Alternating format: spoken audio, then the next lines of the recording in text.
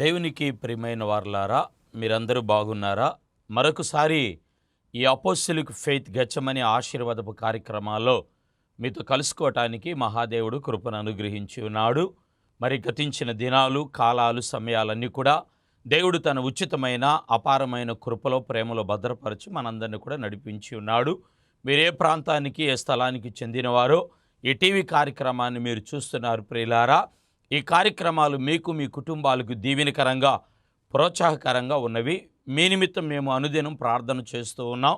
మరి మీరు మా ఫోన్ కాళ్ళ ద్వారా మాకు ఫోన్ చేయండి, మీరు కలుసుకొనండి, దేవుని యొక్క ఆశీర్వాదాలు పొందుకొనండి. ఈరోజు దేవుని వాక్యాన్ని మనము ధ్యానించుకుందాము.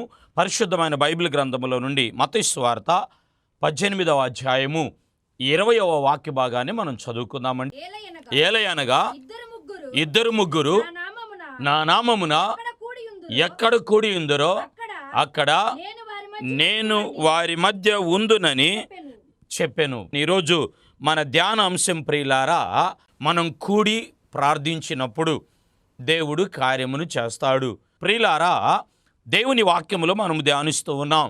మత్తయి సువార్తలో మత్తయి భక్తుడు ఇక్కడ ఇలాగ వ్రాస్తూ ఉన్నాడు.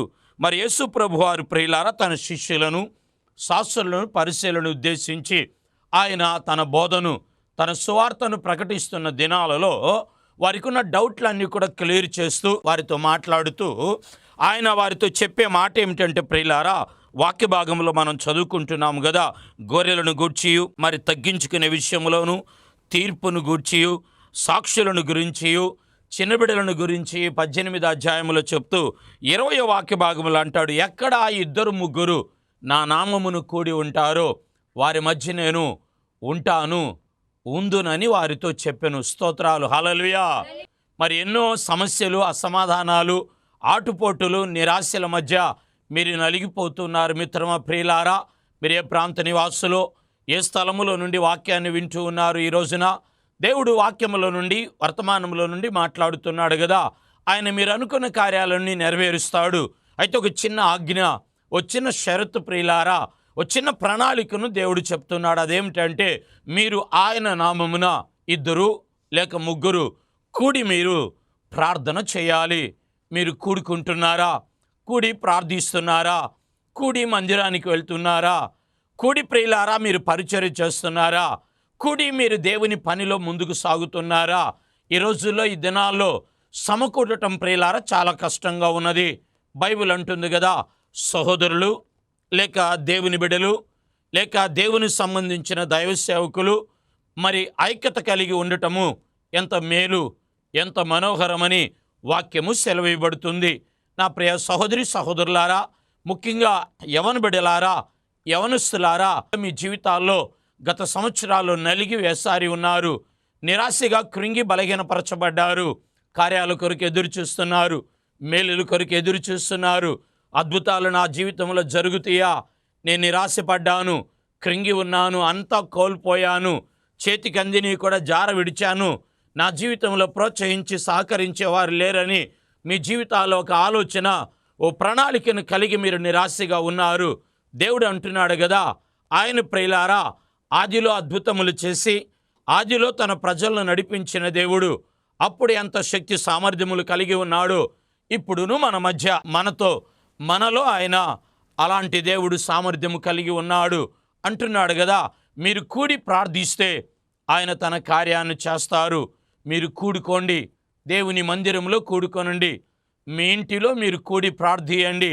మీ కార్యాలలో ఆయన ఉండటానికి ఇష్టపడుతున్నాడు, మీ కార్యాలు నెరవేర్చడానికి ఇష్టపడుతున్నాడు.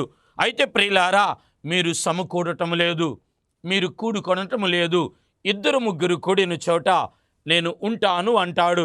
ఈ రోజున మీరున్న స్థలములో, మీరున్న గృహములో, మీరున్న సంఘములో, నాది చిన్న సంఘము, నా ఇంటిలో కొద్ది మంది ఉన్నారు, నా ఉద్యోగంలో చిన్న స్థితి, ఎవరు కలిసి రావట్లేదు అనుకుంటున్నావు.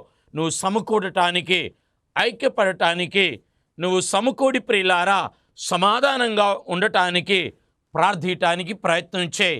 ఆయన మీ మధ్య ఉండి మీ కార్యాలను ఆయన నెరవేరుస్తాడు.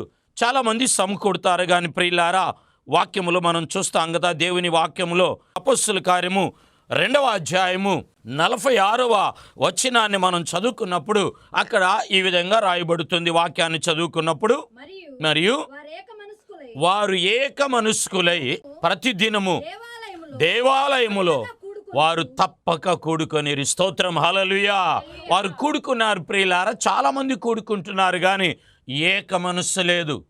తప్పక అన్నారు అంటే దానికి అర్థం ఏమిటంటే, ఈరోజు ప్రజలు, దేవుని బిడ్డలు ఏదో అవసరమైతే కూడుకుంటున్నారు. వారు ఆది అపోస్తులైతే వాక్యములో తప్పక వారు ఎక్కడ కూడుకున్నారంటే వీధిలోనో, లోకములోనో, అన్యుల మధ్య, లేక పోరాటాల మధ్య, లోక సంబంధమైన పాపములో వారు కూడుకోలేదు కానీ వారు ఏక మనస్సుతో ప్రతి దినము వారు మరువకుండా దేవాలయములో తప్పక కూడుకొని. స్తోత్రం, హల్లెలూయా. ప్రియులారా, నువ్వు కూడుకుంటున్నావు, మీరు సమకూడుతున్నారు, కానీ ఏక మనస్సు లేదు. నీకు నీ భర్తకు ఏక మనస్సు లేదు. అన్నదమ్ములు, బంధువులు, సమాజంలో, ఉద్యోగం చేసే స్థలములో, సేవా పరిచర్యలో, సంఘములో ప్రియులారా కమిటీలని, గొడవలని, పదవులని, వ్యతిరేకతలతో అస్థిరమైన మనస్సు అంటే ఏక మనస్సు లేకుండా మీరు సమకూడుతూ ఉన్నారు.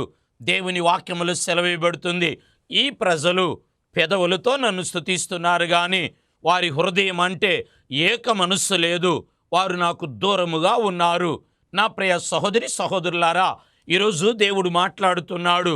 మీరు అనుకున్న కార్యాన్ని నెరవేర్చడానికి ఆత్మదేవుడు మీకు సమీపముగా ఉన్నాడు. ఈ సంవత్సరం మీ మధ్య ఉన్నాడు. మీకు ఉద్యోగం ఇవ్వటానికి, వివాహ కార్యాన్ని నెరవేర్చటానికి, నీ పంటను దీవించటానికి, నీ పాడి పశువులను అభివృద్ధిపరచటానికి, ఆరోగ్యం ఇవ్వటానికి, ఆశీర్వాదాలు ఇవ్వటానికి ఈ మహాదేవుడు పునరుద్ధానుడు సమీపంగా ఉన్నాడు. ప్రభువా, ఎక్కడ 2-3 నా నామం పేరిట కూడి ఉంటారో వారి మధ్య నేను ఉంటాను అన్నారు. ప్రభువా, ఇశ్రాయేలు ప్రజలు వారు మిస్పాలో కూడినప్పుడు తండ్రి, వారు ఒప్పుకున్నప్పుడు పాపాలు క్షమించబడి వారికి న్యాయము తీర్చబడింది. ప్రభువా, శత్రువులు వారు ఓడిపోయారయ్యా, వారికి సహాయం చేశారు తండ్రి.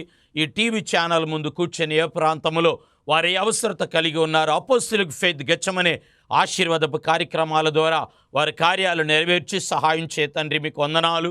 మా దేశాన్ని దీవి, మా రాష్ట్రాన్ని బలపరచు ప్రభువా. మా ఒంగోలు, ప్రకాశం జిల్లాని మీరు నా తండ్రి జ్ఞాపకం చేసుకొనండి. దేశ నాయకులను ప్రభువా సరిహద్దుల్లో మీరుండండి, సమాధానపరచండి, మేలులతో నింపమని ప్రార్థిస్తున్నాం.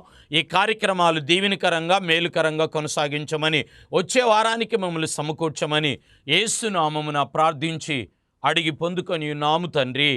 ఆమెన్. God bless you. దేవుడు మిమ్మల్ని దీవించునుగాక.